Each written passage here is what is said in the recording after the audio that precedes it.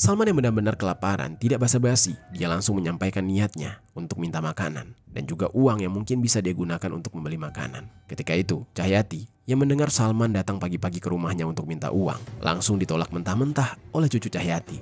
Halo Sobat Pena, apa kabar hari ini? Assalamualaikum warahmatullahi wabarakatuh. Hari ini kita akan kembali membahas kejadian-kejadian mengerikan, kisah nyata yang terjadi di muka bumi ini. Sungguh benar-benar durhaka kelakuan seorang pemuda di Ciamis, Jawa Barat. Beberapa waktu lalu, pemuda tersebut dengan begitu teganya menghabisi nyawa neneknya sendiri, lalu membuang jasadnya ke sebuah jurang. Ironisnya, motif dibalik tindakan keji tersebut sangat sepele, yaitu hanya karena kesal beberapa kali berkunjung ke rumah sang nenek, dia ingin meminta makanan dan uang jajan. Tetapi sang nenek tidak pernah memberikannya. Sehingga pada akhirnya dia jadi berpikir nekat untuk melakukan tindakan di luar batas terhadap neneknya sendiri. Bagaimana cerita selengkapnya tentang kasus yang satu ini? Langsung saja kita bahas di Kata Pena.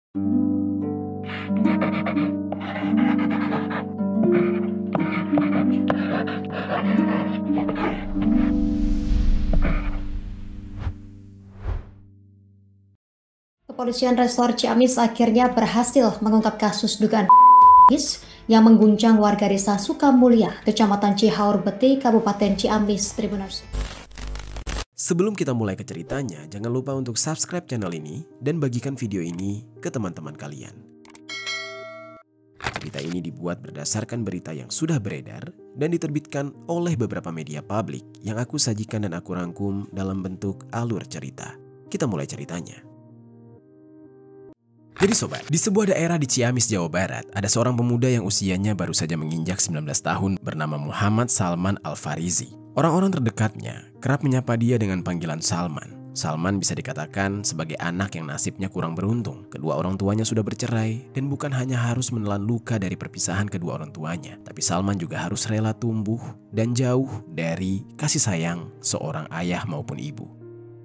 Dikarenakan ibunya memilih merantau ke luar negeri, tepatnya ke Taiwan untuk bekerja sebagai TKW, sedangkan sang ayah bekerja di Jakarta. Alhasil, Salman pun tumbuh besar jauh dari perhatian kedua orang tua. Salman hanya tinggal seorang diri di rumah mereka di Dusun Petir, RT 03 RW 03 Desa Sukamulya, Kecamatan Cihaur Beti, Kabupaten Ciamis, Jawa Barat, yang mana wilayah tersebut juga ada beberapa kerabatnya yang tinggal tidak jauh dari sana. Salman yang hidup seorang diri tanpa pengawasan dari orang tua akhirnya tumbuh seolah tanpa arah yang jelas. Tanpa adanya sosok orang tua, Salman jadi merasa semakin bebas dan liar menjalani hidupnya. Alih-alih fokus belajar, Salman malah memilih untuk bergaul dengan lingkungan yang salah. Lingkungan yang penuh dengan pengaruh negatif dan kebiasaan menyimpang. Salman mulai mengabaikan pendidikannya dan perlahan-lahan kehilangan minat untuk sekolah yang mana pada akhirnya jadi putus sekolah. Salman juga jadi jarang pulang ke rumah. Hari-harinya pun selalu diisi dengan kegiatan menyimpang, salah satunya berbabuk-mabukan. Pemuda tersebut seolah sudah tenggelam di dalam dunia yang kelam dan semakin jauh dari harapan orang tua yang rela merantau demi mencukupi kebutuhannya. Lalu sobat, ironisnya, Salman yang sudah putus sekolah juga tidak punya pekerjaan. Berdasarkan informasi yang beredar, dahulunya Salman pernah berdagang cilok di Ciamis dan juga Garut. Namun entah karena alasan apa, Salman sudah tidak berjualan lagi. Untuk menyambung hidupnya sehari-hari, dia sepenuhnya menggantungkan diri pada kiriman uang sang ibu yang banting tulang bekerja sebagai TKW di Taiwan. Namun sayangnya, setiap rupiah yang dikirim dengan penuh perjuangan itu tidak pernah benar-benar dimanfaatkan secara bijak oleh Salman. Uang itu nyaris selalu habis hanya untuk memuaskan gaya hidup buruknya, minuman keras, pergaulan malam, dan hal-hal negatif lain. Alhasil, untuk sekedar membeli makanan atau memenuhi kebutuhan dasar pun, Salman sering sekali kelimpungan. Tidak jarang, ketika uangnya benar-benar habis, bukan hanya perutnya yang keroncongan menahan lapar, tetapi juga Salman tidak bisa melakukan kegiatan menyimpangnya. Namun jika tidak terjerumus lagi ke dalam hal-hal menyimpang itu, rasanya dia seperti kehilangan arah. Dia sudah sangat senang dengan hal-hal yang menyimpang tersebut. Hidupnya terasa kosong dan hampa, tidak tahu harus kemana jika tidak mabuk-mabukan. Jika sudah berada di dalam kondisi kepepet, tidak ada pilihan lain bagi Salman selain meminta bantuan dari orang-orang terdekatnya. Biasanya, dia benar-benar kehabisan uang dan tidak tahu lagi harus kemana. Barulah dia pulang ke rumah, sembari juga sekedar mengecek keadaan rumah. Kebetulan di depan rumah Salman, tinggallah seorang wanita lansia yang merupakan neneknya. Namun sebenarnya, perempuan lansia itu bukan nenek kandungnya, melainkan adik dari nenek kandungnya. Namanya adalah cucu Cahyati yang mana usianya di saat itu sudah menginjak 60 tahun. Cucu Cahyati dikenal oleh orang-orang sekitar sebagai orang yang baik dan ramah. Dia cukup pendiam, dia tidak suka mencampuri urusan orang lain. Kendati demikian, bukan berarti Cahyati ini hanya suka berdiam diri saja. Dia senang bergaul dengan para tetangga dan bahkan tidak segan membantu para tetangganya. Di usianya yang tidak lagi muda, Cahyati juga memfokuskan diri untuk mendekatkan diri kepada Tuhan dengan rajin beribadah. Lalu, dalam kesehariannya, Cahyati menjalani hidup yang amat sederhana. Bisa dikatakan penghidupannya pun lebih banyak bergantung pada uluran tangan dari orang-orang sekitar. Ya, Cahyati bukanlah perempuan yang berkecukupan secara materi. Namun meskipun begitu, kesulitan hidup tidak pernah mengikis niat baiknya untuk terus berbagi dan membantu orang lain. Kebaikan hati dan sikap rendah dirinya yang membuat banyak orang begitu menghormati sosok cucu Cahyati. Tak hanya karena usianya yang sudah sepuh, tapi juga karena ketulusan hatinya. Meskipun dia tinggal di rumah seorang diri, namun kehadiran para tetangga yang hangat dan perhatian kepadanya membuat dia tidak merasa kesepian. Dan banyak tetangga yang merasa cucu Cahyati seperti nenek mereka sendiri.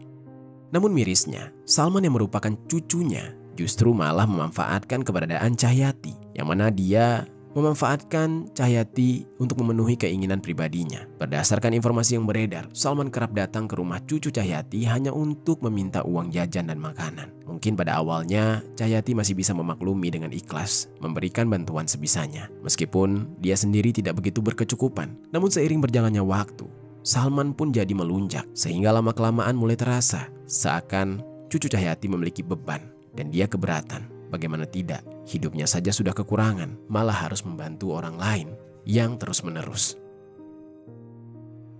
Puncaknya pada hari Jumat tanggal 30 Mei tahun 2025, pagi-pagi sekitar pukul 4 subuh. Salman diketahui baru selesai mengkonsumsi miras. Dia tidak kuat menahan lapar, namun dia tidak punya uang. Kemudian akhirnya dia lebih memilih untuk keluar rumah, melangkahkan kakinya menuju ke rumah cucu Cahyati yang merupakan adik dari neneknya, yang jaraknya sangat dekat, yaitu di depan rumahnya sendiri. Sesampainya di depan rumah Cahyati, Salman lalu mengetuk pintu. Tidak membutuhkan waktu lama, Cahyati di saat itu langsung membuka pintu rumah. Mungkin dia baru saja selesai melaksanakan ibadah. Salman yang benar-benar kelaparan tidak basa-basi. Dia langsung menyampaikan niatnya untuk minta makanan dan juga uang yang mungkin bisa dia gunakan untuk membeli makanan. Ketika itu, Cahyati yang mendengar Salman datang pagi-pagi ke rumahnya untuk minta uang, langsung ditolak mentah-mentah oleh cucu Cahyati. Kemudian dia berkata, "Ngapain minta uang sama saya? Kan udah dikirim sama ibumu." Kurang lebih begitulah kalimat dari Cahyati yang ternyata menyakiti hati Salman.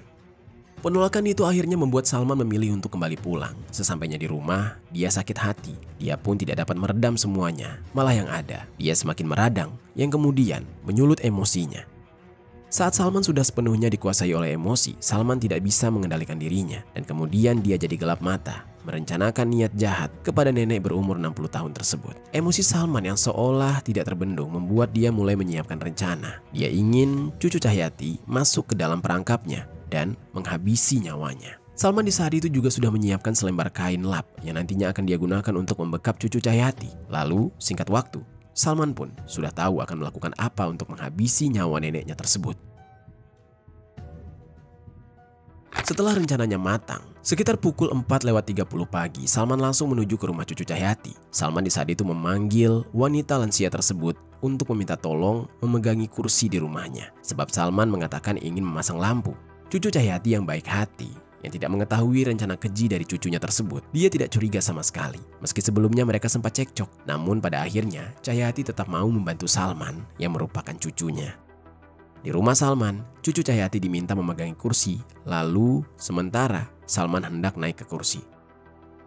Kemudian, di saat Cahyati tengah lemah, Salman langsung membekap hidung dan mulutnya dengan menggunakan kain lap yang sebelumnya sudah dia siapkan. Cucu Cahyati yang dibekap pun jadi tidak bisa bernafas. Perlawanannya di saat itu juga seolah sangatlah percuma. Tenaga Salman jauh lebih kuat darinya, yang saat itu membuat cucu Cahyati semakin lemas. Lalu singkat cerita, setelah cucu Cahyati lemas karena dibuat tidak bisa bernafas, Salman berniat untuk melakukan tindakan yang jauh lebih keji lagi. Dia di saat itu melihat sebuah batu dan cobek di rumahnya. Salman seolah kesetanan langsung menghantamkan batu dan cobek tersebut dengan begitu bengisnya ke kepala cucu Cahyati. Kepala cucu Cahyati yang dihantam berkali-kali dengan batu dan juga cobek akhirnya remuk. Cairan merah menyembur kemana-mana. Dengan luka parah dan cairan merah yang menyembur keluar, cucu lantas sekarat. Namun seolah dendam dan kemarahan dari Salman belum reda, Salman lalu mengambil sabit yang berada di rumahnya. Salman yang sudah benar-benar dibutakan dengan kemarahan lalu mengayunkan sabit itu ke arah kepala cucu dengan bengisnya. Mata tajam sabit tersebut pun seketika menancap di kepala cucu. Cairan merah mengalir deras dari luka lebar di kepalanya. Cucu Cahyati yang menerima luka yang begitu parah tewas meregang nyawa di sana.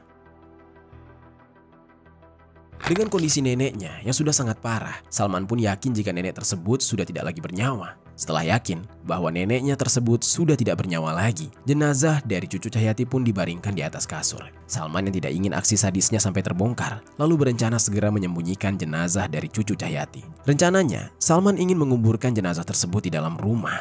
Benar-benar pemikiran yang menyeramkan. Dan oleh karena itu, Salman mulai menggali di dalam rumahnya sendiri. Bukan dengan linggis atau pacul, tapi Salman menggali dengan peralatan dapur, yaitu spatula. Lalu, baru 10 cm menggali, Salman menemukan kesulitan. Sebab material lantai rumah sangatlah keras. Di bagian dasar lantai ada semen. Merasa sangat mustahil untuk menggalinya, Salman lalu membatalkan niatnya untuk mengubur jenazah sang nenek di dalam rumah. Setelah kembali memutar otak, Salman pun menemukan ide lain, yaitu ingin menyembunyikan jenazah sang nenek. Salman di saat itu rencananya ingin membuang jenazah tersebut di jurang. Sebelum membuangnya, Salman membungkus jenazah cucu Cahyati dengan selimut. Namun mengingat hari semakin terang, Salman enggan untuk membuang jenazah neneknya di saat itu. Salman pun kemudian memutuskan untuk membuang jenazah neneknya saat tengah malam, di saat orang-orang sudah terlelap, sehingga tidak akan ada yang mengetahui jejak kekejiannya. Sambil menunggu malam tiba, Salman lalu membereskan bekas kekejian di rumahnya. Meski tidak sepenuhnya bisa bersih, karena cairan merah yang tercecer di lantainya sangat sulit dihilangkan. Setelah membersihkan sisa kekejiannya, sebisa mungkin Salman menutup rumahnya rapat-rapat, kemudian pergi ke rumah temannya sembari menunggu malam hari tiba. Lalu sobat, singkat waktu, malam hari pun tiba. Salman pun kembali ke rumahnya untuk benar-benar membersihkan sisa kekejiannya, yaitu membuang jenazah cucu Cahyati. Hari itu tepat di hari Sabtu, tanggal 31 Mei 2025, sekitar pukul 2 dini hari. Setelah memastikan situasi sekitar aman, Salman langsung memanggul jenazah cucu Cahyati melalui jalan setapak ke arah jurang dekat pemakaman umum Petir. Tanpa merasa menyesal sedikit pun, Salman langsung membuang begitu saja jenazah dari neneknya itu ke dalam jurang. Berharap setelahnya benar-benar tidak ada yang menyadari keberadaan dari jenazah sang nenek, sehingga dia pun bisa aman dari jerat hukum. Setelah membuang jenazah dari sang nenek, Salman pun memutuskan untuk bersembunyi di rumah temannya yang berada di wilayah Limbangan. Di rumah temannya tersebut, Salman mulai dihantui ketakutan atas perbuatannya yang sudah menghabisi nyawa orang lain. Salman yang semakin diselimuti ketakutan, kemudian memutuskan untuk bersembunyi di tempat yang lebih jauh. Dia akhirnya melarikan diri ke Garut dengan sepeda motornya. Di dalam pelariannya, Salman semakin dihantui ketakutan sekaligus kebingungan. Dia pun merasa putus asa. Dia kemudian mengirimkan pesan singkat kepada sang ibu. Di dalam pesan singkat yang dikirimkan kepada ibunya, Salman mengaku secara belak-belakan sudah menghabisi nyawa cucu. Kepada sang ibu, Salman mengaku sangat menyesal atas tindakannya. Dan kini dia merasa bingung harus melakukan apa. Sang ibu yang jauh di negara orang pun merasa sedih dan menyesal atas tindakan anaknya. Sang ibu pun yang mau anaknya bertanggung jawab. Dia membalas pesan tersebut dengan meminta agar Salman menyerahkan diri saja ke polisi. Namun Salman yang ketakutan dan tidak mau dipenjara, dia tidak berani untuk menyerahkan diri, sehingga Salman pun memutuskan untuk tetap bersembunyi di Garut. Di sisi lain, beberapa waktu kemudian setelah Salman membuang jenazah cucu di jurang, ketika pagi mulai menjelang, warga sekitar mulai merasa ada yang aneh saat tidak melihat keberadaan sang nenek, yang biasanya selalu mondar-mandir di halaman rumahnya atau sekedar duduk di bangku depan sambil menyapa tetangga yang lewat. Tapi kali ini, dari pagi, sosok cucu sama sekali tidak kelihatan batang hidungnya. Hal ini tentu saja menimbulkan rasa heran di kalangan warga. Bahkan saat orang-orang pergi pengajian, cucu yang biasanya tidak pernah absen, kemudian tidak terlihat kehadirannya, membuat warga sekitar semakin khawatir. Lalu saat mereka memeriksa ke rumah cucu, pintu rumahnya pun terkunci, dan saat dipanggil, tidak ada yang menjawab. Mulanya mereka sempat berpikir mungkin saja cucu sedang pergi, namun sudah seharian cucu benar-benar tidak ada kabar. Warga yang panik kemudian memutuskan untuk membuat laporan orang hilang ke polisi, tepat pada hari Senin tanggal 2 Juni 2025, siang hari. Dan atas laporan tersebut, polisi kemudian melakukan pencarian. Polisi di saat itu langsung menuju ke rumah cucu yang terkunci. Setelah berunding, dengan dibantu oleh warga, polisi memilih untuk mendobrak pintu rumah tersebut. Namun ternyata tidak ada orang di dalam. Pencarian selanjutnya dilakukan di rumah Salman yang berada di depan rumah cucu, sebab polisi dan warga curiga dengan Salman yang ikut menghilang bersamaan dengan cucu. Saat diperiksa, rumah Salman pun juga terkunci. Dan oleh karena itu polisi dan warga berjibaku untuk bisa melihat isi rumah Salman. untuk memastikan keberadaan mereka. Ventilasi udara rumah Salman pun lalu dibongkar. Kemudian warga meminta seorang anak kecil dengan cara menggendongnya untuk melihat seisi rumah. Dan saat anak kecil itu mengintip ke dalam rumah, dia melihat adanya genangan cairan merah yang sudah mengering. Dia pun berteriak kencang dan mengatakan ada cairan merah di lantai rumah Salman. Untuk memastikan kebenaran itu, rumah Salman lalu didobrak dan benar saja, ternyata ada bekas cairan merah di lantai yang terlihat sudah mulai mengering. Curiga ada yang tidak beres, polisi melakukan olah TKP di rumah Salman dan mengamankan sejumlah barang bukti di lokasi. Yang kemudian, polisi mendapatkan informasi dari warga bahwa ada bukti pesan singkat antara Salman dan ibunya yang mengindikasikan bahwa Salman sudah menghabisi nyawa cucu dan membuangnya di jurang. Dari semua barang bukti tersebut, pada hari Selasa tanggal 3 Juni 2025, polisi langsung melakukan pencarian terhadap Salman dan juga cucu yang tidak diketahui keberadaannya. Di saat itu polisi melakukan pencarian di jurang yang jaraknya hanya 500 meter dari rumah cucu dan Salman. Kemudian, sekitar pukul 8:45 pagi, jenazah cucu pun ditemukan di jurang sedalam 10 meter. Jenazahnya tersangkut di sebuah pohon di tepi jurang dekat area pemakaman petir. Jenazahnya langsung dievakuasi dan dibawa ke rumah sakit umum daerah Kota Banjar untuk kemudian diotopsi. Di saat itulah semua warga kaget. Dari hasil otopsi terungkap jika korban meninggal dunia karena luka parah di kepalanya.